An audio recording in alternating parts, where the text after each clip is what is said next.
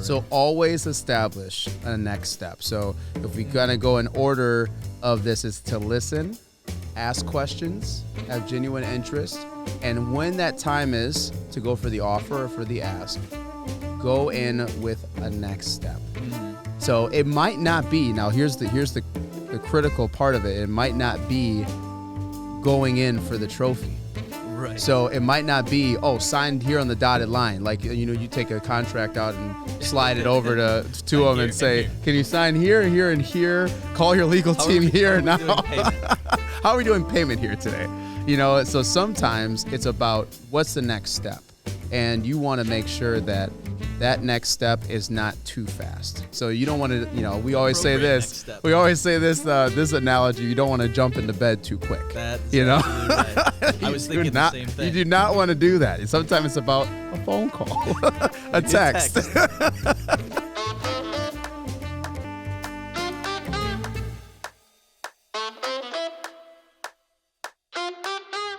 Welcome back to the 4th episode of the Forever podcast, where we talk about everything business, sales, marketing, and some personal things, because business is personal. We got Randy Wilinski, back again, speaker, trainer. He also works here as the project assassin, project mercenary, that goes in and helps out our clients get to where they're trying to go and get to the results, to the success. We are going to be talking about emotional intelligence and the importance in soft skills for you as a person when it comes to sales, when it comes to business and your messaging and your marketing, and also just on how you should navigate. You need it for absolutely everything you do and everything you want. Somebody else has. Yes. You want a relationship, somebody else has to be a part of that. Right. You want to go buy something you need to work with somebody, right, and have skills. Right. Anything you need to find out or look for, you need another person for. So your emotional intelligence and what you're going to be is like caps you. People on the lowest level end up in prison, right? So the people if they don't know how to articulate themselves, you might end up in prison. That's pretty Write much that down. Read a book or you might end up in prison. But the people that don't know how to relate to other people, don't have the words to express it, don't have all the little things that you need, they get in trouble. Yeah. Or they get capped at their potential. They get capped 100%. At how far they can go. So what EQ aspects you want to talk about? I want to dive into first about just getting what you want. So that could be somebody trying to find a job, somebody going for a promotion. It could be for somebody on the sales team that's trying to get some sales locked in. So let's just first dive into, if you're trying to get something, how does somebody go about that when talking with another individual? Yeah, the absolute most important thing is the other person has to like you. They have to enjoy your company. They have to want to be around you, because as everyone knows, and that's cliche, that people buy, sell, and do business with people that they like. Yeah. But you don't have that opportunity if you're not around people and they don't like you. Why would they give it to you? There's a million other people that they could talk to. So you can go at it a whole bunch of different ways, but it's how you communicate. It's your eye contact. Like all the basic things that people said. It's about how you shake hands. It's about that, like I said, the eye contact. It's all those little things tell you something about it. Because whether you've been taught it or not, we are innately built to understand other humans. We look at them, and we know what they're feeling. We're trying to communicate, and the best thing you can do is you got to know the signals. So like you said, eye contact is one huge one. If I'm already looking like this because I'm ready to leave, you're like, okay, well, they're not interested. Eye contact, and I was going to say body language is huge. And actually, I heard it's about 75% of the conversation. It's not even what you're saying. Right. That's what's crazy about it, is that the body language of what you're giving off tells everything. So Justin Patton, you're gonna have to. Justin Patton gave you that Justin knowledge. Patton is an expert on body language and understanding how to communicate. Another one is dialect. So how your voice kind of fluctuates, when you're high and low, how direct you are. You could say the same thing in a different tone, and it just gives off a different message. Absolutely. And then also, I would say, I'm going to add relatability.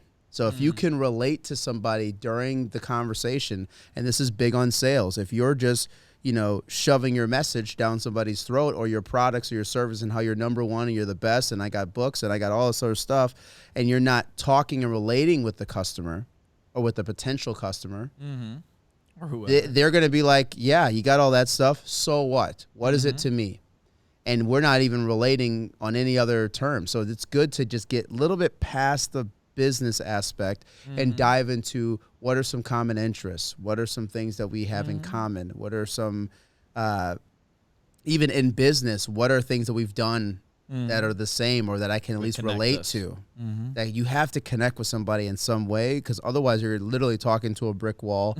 You're literally throwing your money against the wall. So when you're just saying sale, promote, we got this big discounts, come our way. Sometimes it's not just about that dollar figure or that percentage off. Sometimes you got to go a little deeper on what's actually going to get them to connect with you. Absolutely. And I think because you touched on a whole bunch of them, I think you're right that 70% is your body language. When you add up the tone and everything else that goes into it, so tone, body language, all that, it's like 93%. So then 7% are just the words. And everybody's even higher than what I thought. Yeah, that's with everything. That's with everything aside from the actual words. Your tone, body language. I feel like I'm missing one. Anyway, there's something else in there. Something else that we're doing. But you're right, and how you're relating to someone. And people like people who are like them. Everybody, that's how you make friends. That's how you're around. You like people that are like you, that share your same interests. Yes. That's just perfect. That doesn't mean that you should be fake and go, I like that the local sports team as well. You don't you want to be genuine, but every person probably has something you can connect with them on. So how can you pull those things out and focus on those if you want to connect and relate with other people? Right. And exactly as I said, you got the salespeople, you've got wherever. That's a huge thing, right? It's your posture, it's your tone, it's everything that you put into it conveys who you are to them. And if you look like you're nervous, you look like you're not sure of yourself, you look like you don't believe in what you're saying, we just pick up on that. And that's the gut thing. You were talking about the gut being the superpower.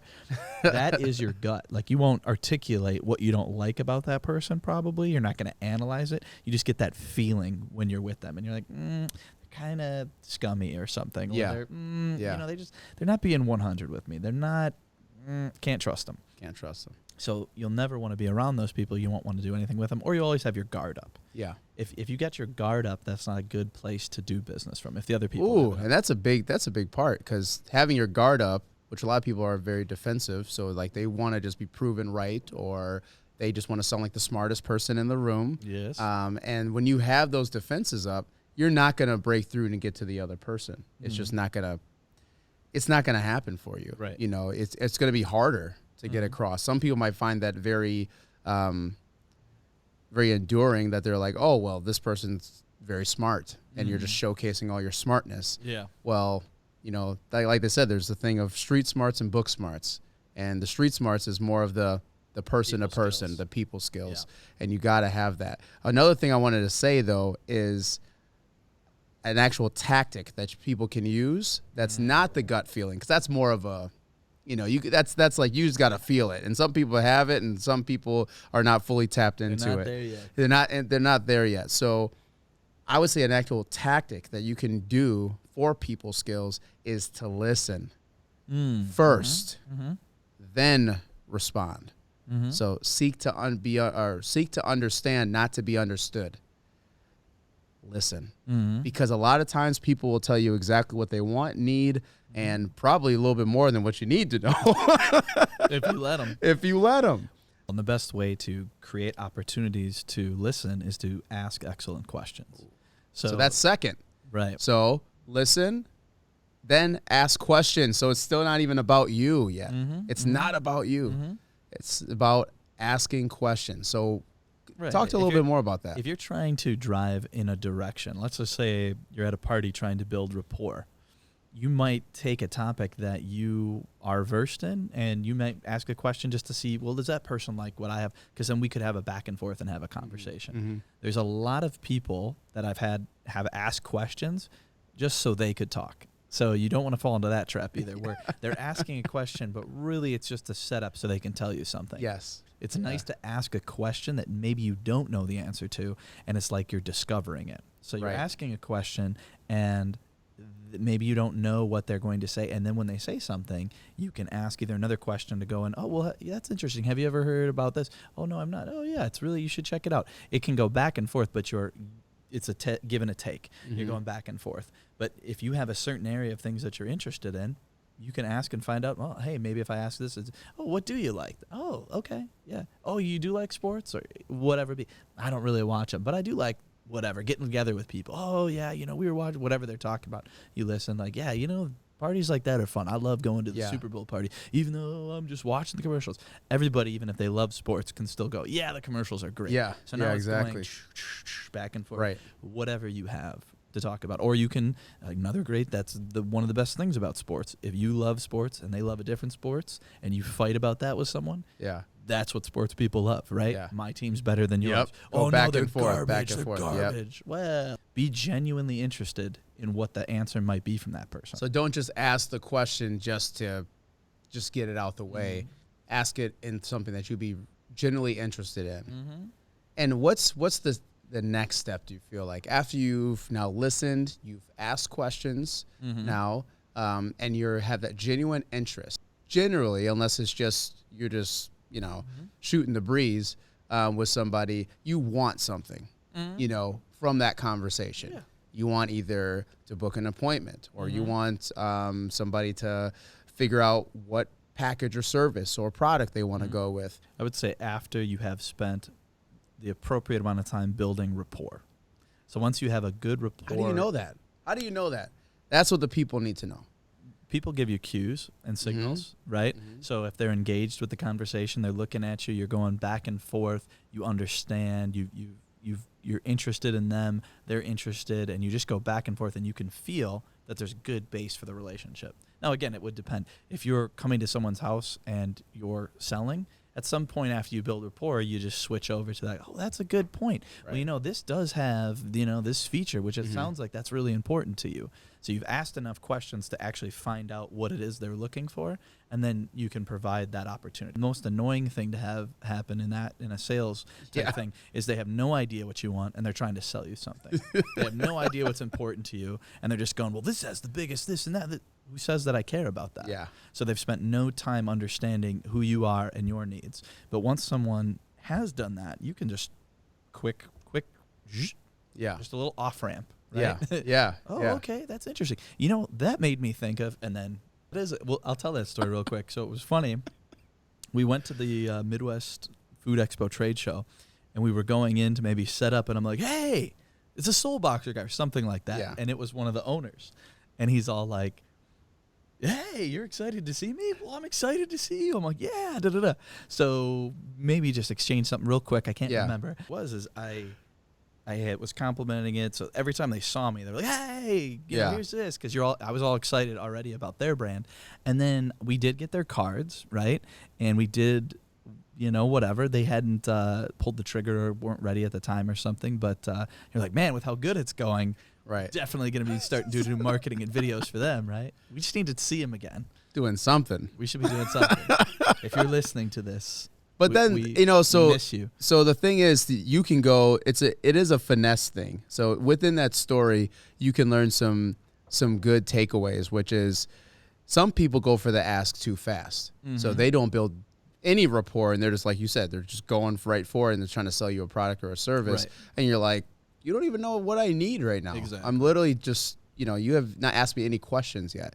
Or you can turn the dial all the way over, and you can build too much rapport and never go for the ask. And a lot of times, I feel like that's less. People do that less than jump the gun. Yeah. But you can turn it all the way and not go for the ask.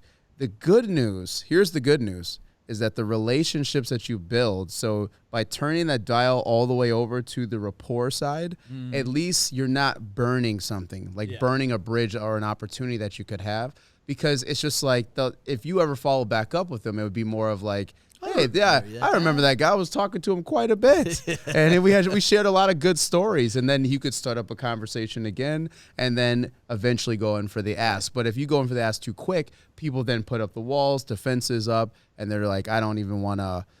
They're not asking me any questions. They're just trying to sell me something. I'm out. Intelligence, reading body language, understanding what tones mean, how to deal with different personality types. We didn't even go into that yet.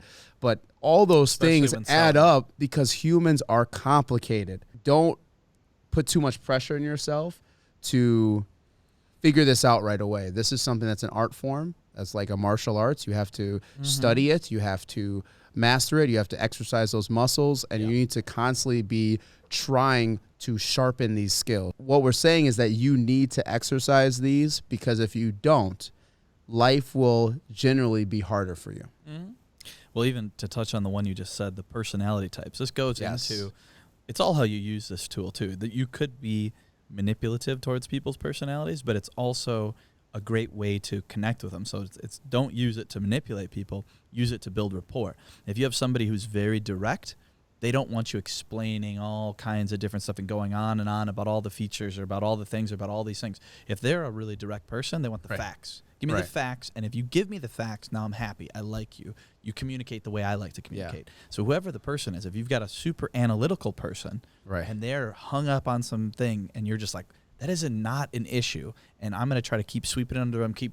Why are you focused on that? You don't want to tell somebody who's like that. Give them everything detailed that they want to know, because they aren't going to feel comfortable without that. Even if you know they don't need that, give them that, give them that, give them that, and then they'll feel comfortable finally moving to the next feed section. into the personality types that they are, because when you don't, you're going to clash. Because you're not going to be speaking their language. It's almost like speaking an entire different language to somebody. And you got to look at, too, like with the personality types, think about your managers, your coworkers, the types of clients or prospects that you're talking to, who your customers are that the messaging needs to go out to. This is how everything needs to be crafted to what those personality types are. Yeah, so you've got the people more like myself, which are the people, and it's all about the relationship and the sale and all that. They'll just forget about it, right? Yeah. It's not about the details. It's about the big picture. It's about the vision for it. How could it be used? How could it help me? All these different things. So that's another personality, more focused on the relationship, that if you build a stronger relationship with them, you're going to have more success. Yes. Right? Where you don't need that as much with those two on the end. And then you've got that, and I might have this wrong too, but I'm thinking of like the disc. Yeah, that's a good one, like the 4 people. And you could break those up. I like the Myers-Briggs. It breaks them even further into 16. Yeah. But essentially, they're different degrees of these different traits, right? Extroverted, introverted. Those are really important too. Yes. Right? Because you could be a very direct person and be not introverted. Right. The other one is more of like from what I remember, is more like the real laid back, chill, hey, we'll get to it whenever. I think of always like the Southern person. Yeah. And it's like that's a good example too. Like when working and communicating with people before working in technology, if you talk to someone in New York the same way you talk to someone in Alabama, that nobody's happy, right? You have to talk a little slower. You have to be more about, that's great, what's going on? I think, and what we're talking about is the DISC assessment. So if you need to take this assessment for yourself to first understand who you are. It's a really light. That's a really light. You it's can quick. Find it for free. It's free. It's a good starting place. There's other ways. There's all kinds of new ones people have come up with. I really like the Myers-Briggs. I think Myers-Briggs is great. I think it's really, I enjoy it a lot. But find the one that works for you. You can do that one for free too. And then there's usually all this stuff you can read about it. Yes. And then you understand yourself, and it tells you usually how to relate to other people. And who you best would relate to, and then who is your worst one that you would relate to. Who's your enemy? But that's the one you got to learn the most, because you'll come across all different ones, and people generally will be in one of those 4 quadrants. But then when you dive deeper into it, there's some bleed over for different things. But then it's about what at the core level. So that way you're just reading that to know when you come across somebody like that, your mind can switch, your body language can switch, your eye contact, your tone, everything, can switch to match how do I deal with that type of person. And that's why we're saying there's a finesse to it. So as far as takeaways going into what we're talking about, emotional intelligence, can you give us one story real quick about how emotional intelligence has changed your life and kind of where it's gotten you to?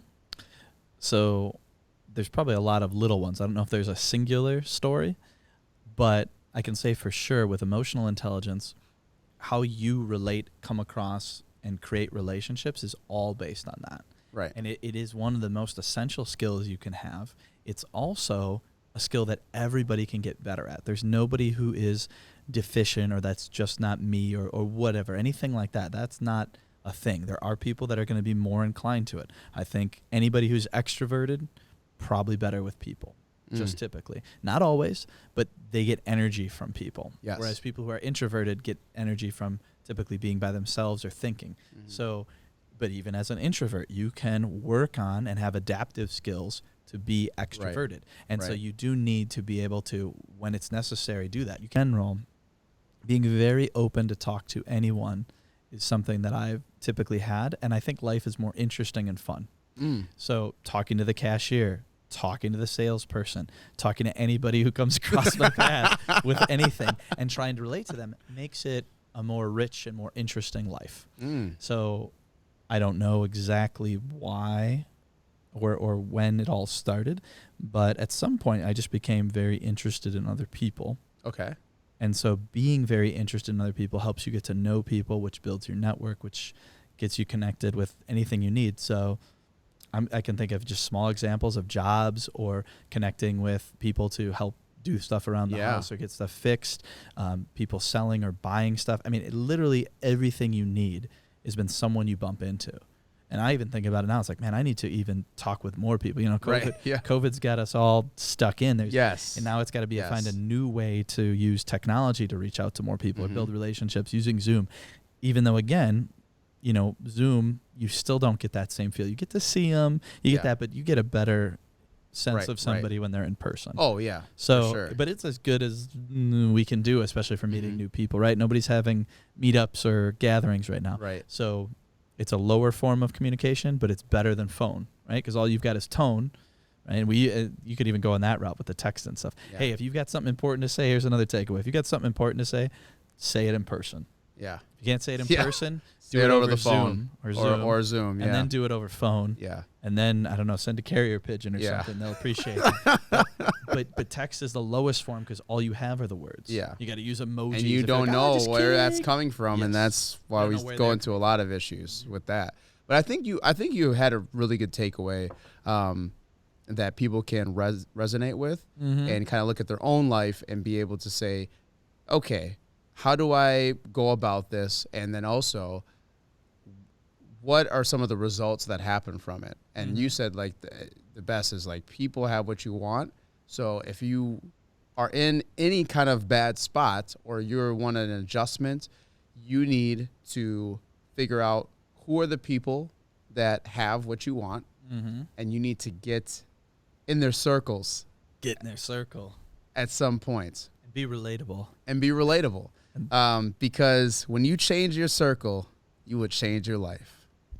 And that's it. That's a perfect way to end Jamar this. Jones. Remember. That's a perfect way to end this. So follow us on social media. And anything else you want to say to wrap it up? Randy Wilinski. That's it for this episode. All right. Till the next one. Peace. Bye.